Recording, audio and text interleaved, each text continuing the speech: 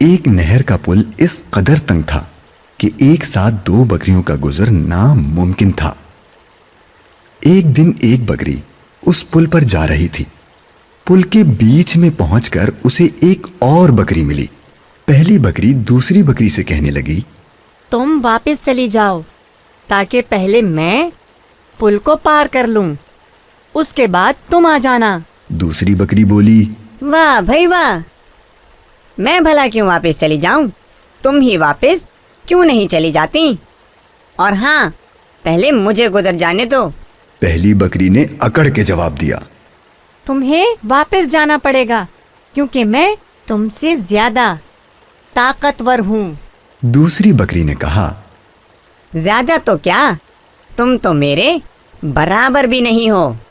پہلی بکری کو یہ سن کر غصہ آ گیا، جھنجھلا کر بولی، اچھا، اس کا پتہ ابھی لگ جائے گا۔ یہ کہہ کر اس نے لڑنے کے لیے اپنے سینگ نیچے جھکا لیے، اور پھر دوسری بکری نے اسے روکتے ہوئے کہا، ٹھہرو ٹھہرو، دیکھو، لڑنے سے کوئی فائدہ نہیں۔